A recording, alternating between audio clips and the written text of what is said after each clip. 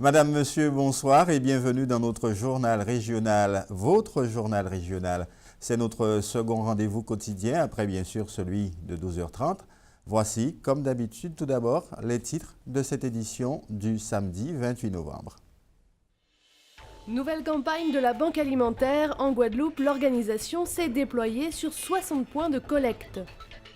La doyenne des têtes de liste des régionales sillonne les communes et martèle un même discours du PCG qu'elle pense toujours d'actualité.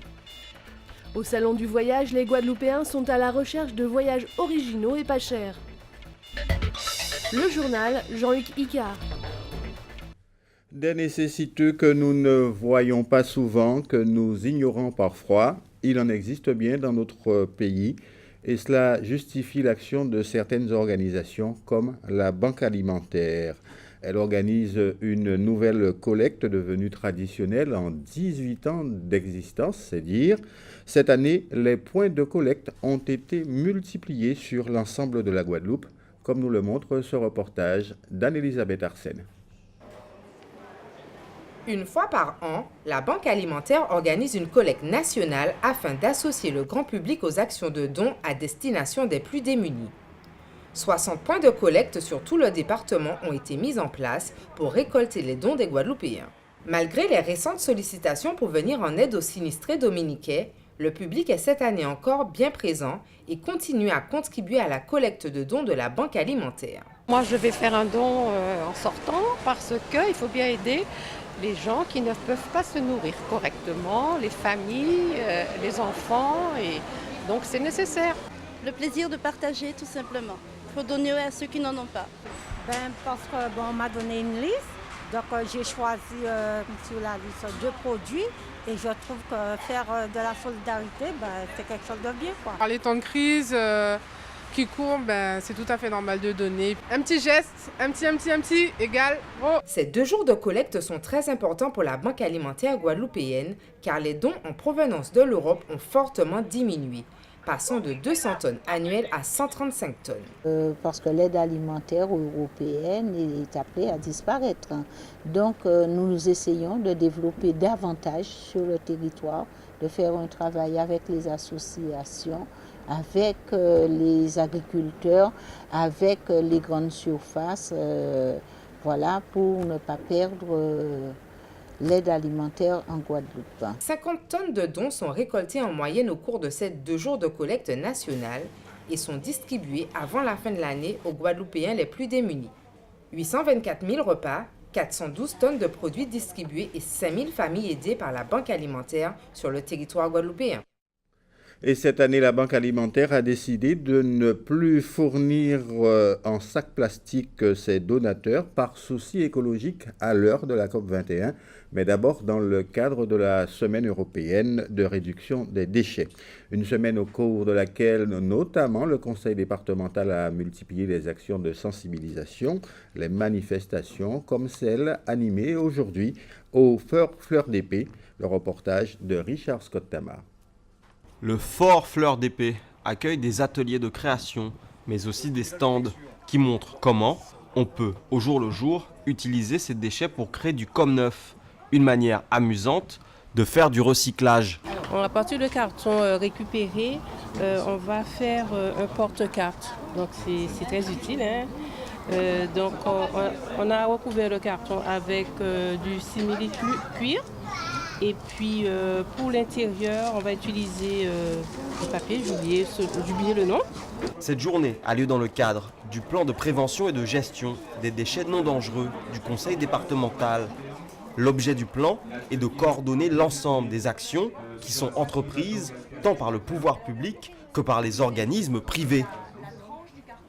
Cette manifestation est libre et gratuite, elle est ouverte aux familles parce que c'est une mobilisation qui concerne tous, du plus petit au plus grand, réduire ses déchets, pratiquer le tri et réduire au maximum la quantité de déchets que nous produisons parce que moins de déchets, c'est moins de pollution, c'est moins de matières premières utilisées et c'est tout à fait dans le cadre des objectifs de la COP21. Ce soir, pour clôturer la mobilisation, un spectacle théâtral réunissant la nouvelle génération d'humoristes guadeloupéens autour du thème « La gestion des déchets ».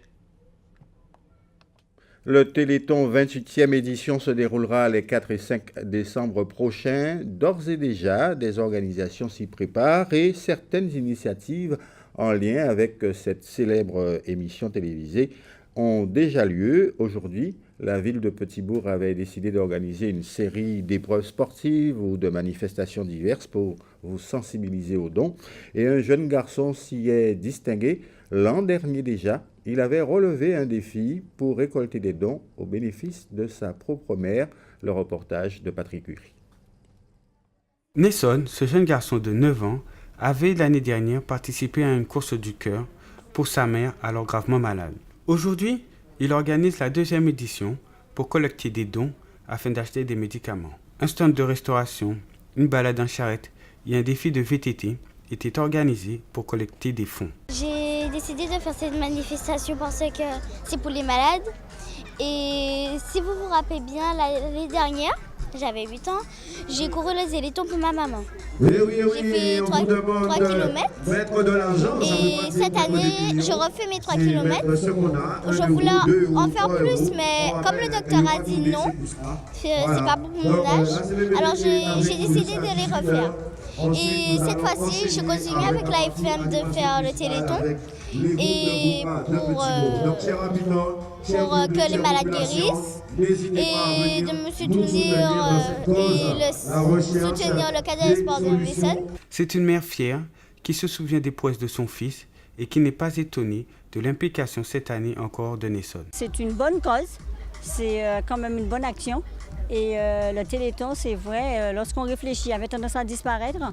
Et quand je vois un petit bout de chou comme lui, dès 8 ans l'an dernier, avait pris l'initiative et il veut continuer, je me dis, je suis obligée, et comme tous parents, je pense qu'ils ont fait pareil, d'emmener leur enfant dans une organisation aussi importante.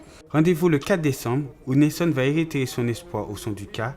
Et n'oubliez pas que les fonds seront intégralement reversés à la recherche. La politique maintenant avec la campagne électorale des régionales qui bat son plein à 8 jours du premier tour. Nous avons aujourd'hui suivi la doyenne des têtes de liste. Vous l'aurez reconnu, Mona Kados, elle mène la liste du Parti communiste avec un discours immuable qu'elle considère plus que jamais d'actualité. Karen Gelman.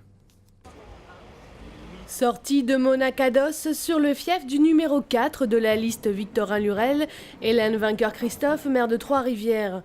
À la rencontre de la population, la tête de liste pour le Parti communiste a parcouru les commerces de la ville. L'aide aux plus grandes aussi, en ce sens qu'il faut penser à les protéger des multinationales. Et si le discours du PC n'a pas changé depuis 45 ans, les problèmes non plus et la tête de liste régionale est toujours prête à en débattre. C'est normal, mais le conseil régional peut demander à ces quêtillons prélèvement qui fait pour tu veux rester ici. Alors que si la gare de partie pour les autres, mais il faut demander, nous, à deux programmes, nous demander à ces quêtillons des prélèvements sur les bénéfices des jeux en Guadeloupe. Et ce, même si son interlocuteur n'est pas tout à fait d'accord avec elle. Je comprends ce qu'elle dit, hein. J'ai compris ce qu'elle veut dire. Donc, tout l'argent doit faire polyvalent, gauche et droite. Je comprends. Mais moi, je trouve que, bon, on est français, donc l'argent, qu'il va en France, qu'il va rester ici, c'est normal. Ce n'est pas parce que nous n'avons pas encore gagné que nous allons croire que ce que nous disons n'est pas juste. Nous le vérifions tous les jours. Et je dirais qu'on se rend compte que nos propositions, contrairement à ce qu'on peut croire, nos propositions n'ont pas vieilli. Mais aujourd'hui, il y a une réalité que nous n'avions pas il y a quelque temps.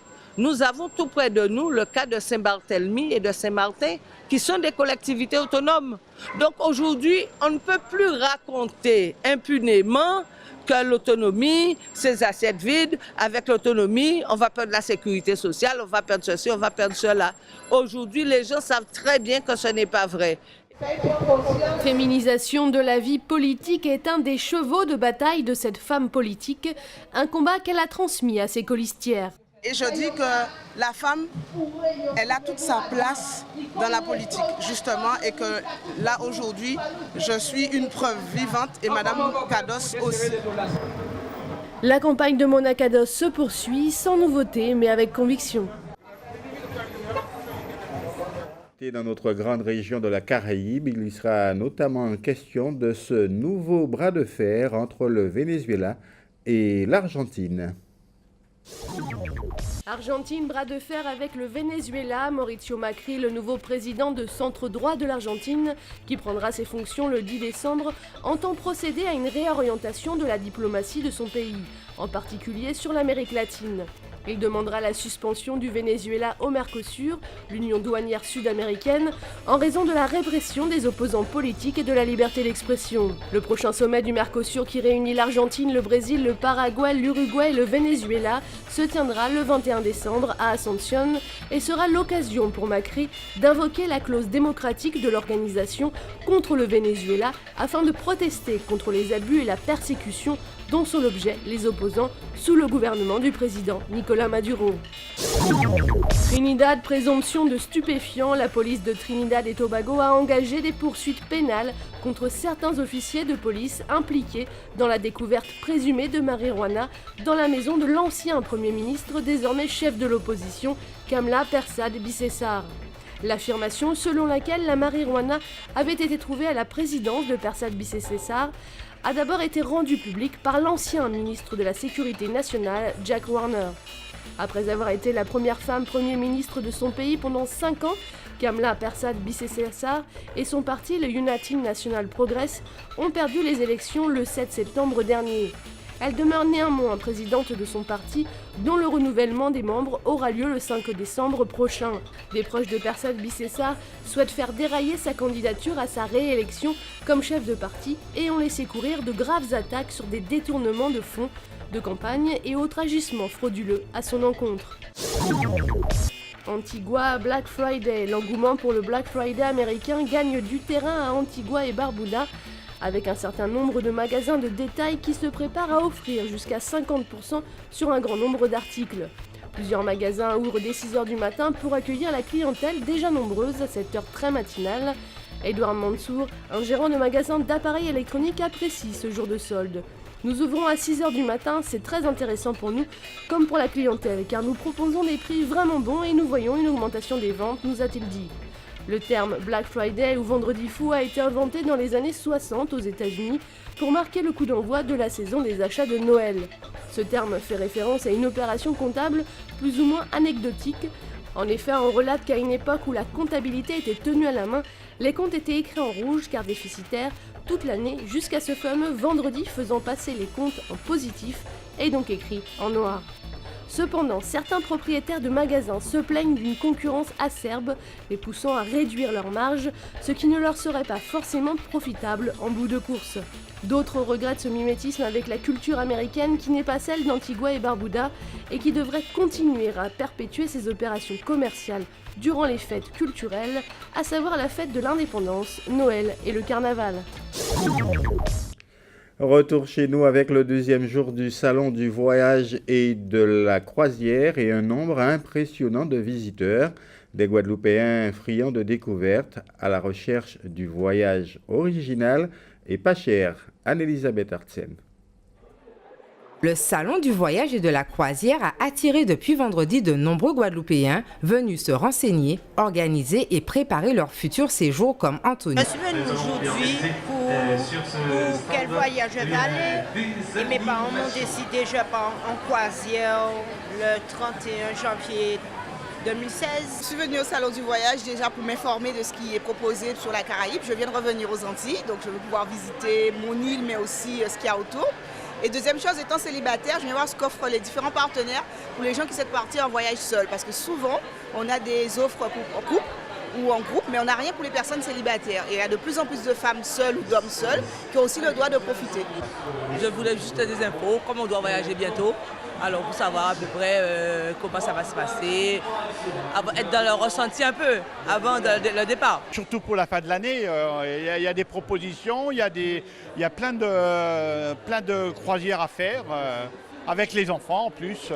Juste voir les bons prix pour les voyages, surtout en matière de croisière, qu'est-ce qui est proposé. Autre, c'est ce qu'on a l'habitude de voir départ Pointe-à-Pitre. Vous avez un billet d'avion pour aller-retour à Paris pour 499 € et 65 centimes. C'est pour 15 jours. Ça, en plein mois de décembre, c'est très bien. Hormis les destinations à l'étranger, la Guadeloupe est également mise en valeur afin de permettre au public de découvrir aussi les richesses de notre territoire. Nous sommes curieux, nous avons envie de nous promener, de voir des choses qu'on ne connaît pas, puis aussi des choses qui sont proches de nous et qu'on ne connaît pas non plus. Donc c'est pour ça qu'on s'arrête un petit peu à différents stands et c'est très riche. Donc on passait par là en fait, ma soeur et moi, et on a décidé de faire un tour au sein du voyage. Donc on a vu beaucoup de stands de la Guadeloupe, donc beaucoup de choses à visiter de chez nous, c'est déjà pas mal. Et sinon des destinations quand même très prisées des jeunes, donc tout ce qui est States, donc forcément Miami qui dit States, Sainte-Lucie, un stand de la Dominique qui est pas mal et qui plébiscite tout ce qui est naturel et ça franchement je pense que c'est pas mal. La tendance est à la nouveauté. L'arrivée de nouvelles compagnies aériennes ainsi que de nombreux bateaux de croisière sur notre territoire permettent alors aux Guadeloupéens de s'évader au-delà de nos frontières et de découvrir d'autres horizons. Tout à fait autre chose, la municipalité de Pointe-à-Pitre a dévoilé aujourd'hui la plaque du stade Pierre-Antonius, une cérémonie qui marque l'achèvement des travaux de rénovation de cette enceinte sportive, tout du moins une première tranche. Un nouveau terrain de football en synthétique, s'il vous plaît, et une nouvelle piste d'athlétisme, des travaux qui se sont élevés à quelques 2 500 000 €, financés de près de moitié par des fonds européens, d'où la présence à cette cérémonie du député européen de la Martinique, Louis-Joseph Mascour, ancien maire de la commune de Trinité. Cela nous emmène à parler football, bien sûr, avec la 8e journée du championnat de division d'honneur. 2 rencontres étaient disputées cet après-midi. Gourbert a été défaite par la Solidarité scolaire qui revient petit à petit, 2-0 pour les points 3. Et puis la Juventus a elle-même été battue par la Gauloise de Basse-Terre sur son terrain, c'est entre guillemets, car la rencontre était disputée à Saint-François, 1-0 pour les Coqs gaulois. Ce soir, à Capesterre, CA Marquisa USR qui, je vous le rappelle, est le leader du championnat. Le Phare du Canal affronte les autres points 3 du Red Star à Petit Canal et l'USBM affronte l'Étoile de Mornalo à Bémao, l'Étoile qui va très très mal.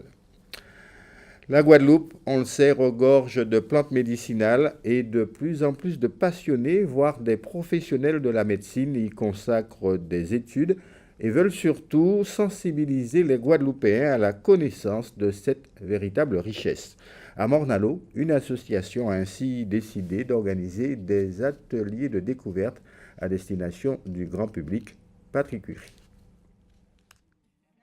Marie-Gustave, biologiste à la retraite, a animé des ateliers de découverte des plantes médicinales, comme on dit chez nous, remèdes gaziers. Le but est de faire connaître ou reconnaître ces plantes et surtout leurs vertus reconnues.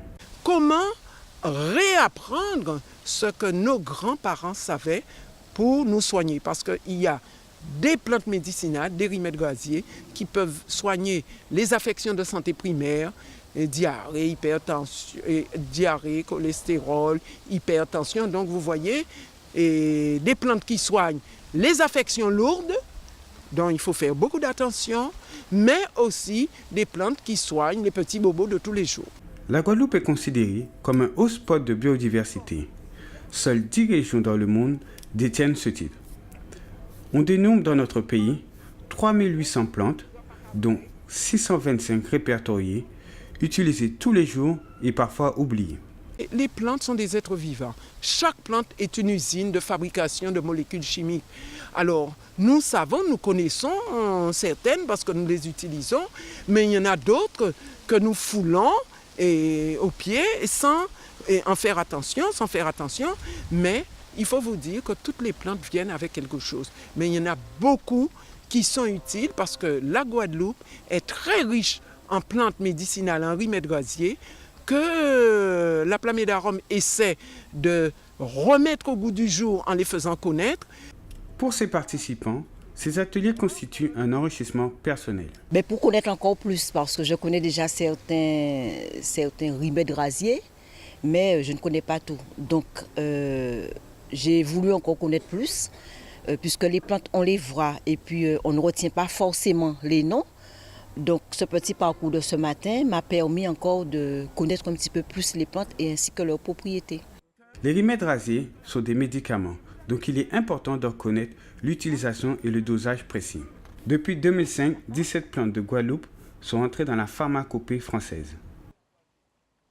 Et avant de nous quitter, comme d'habitude, le temps qu'il fera demain sur notre archipel, eh bien, le soleil sera bien présent. Cependant, nous allons connaître quelques épisodes pluvieux sur la région pointoise, par exemple, dans les environs du Moule ou encore sur Marie-Galante. Les températures seront comprises entre 17 degrés à la Soufrière et 28 degrés à la Désirade. Vous pourrez suivre une météo plus détaillée pour l'ensemble de notre région Caraïbe dans un instant. Une météo qui sera suivie du journal de TF1, puis de notre émission culinaire Tipla Grand Chef. Ensuite, votre soirée sera essentiellement consacrée à du divertissement avec l'émission Danse avec les stars. Vous pouvez retrouver toutes nos informations sur notre site www.alizé.com. Je vous donne rendez-vous pour notre prochain journal régional demain 12h30. Excellente soirée.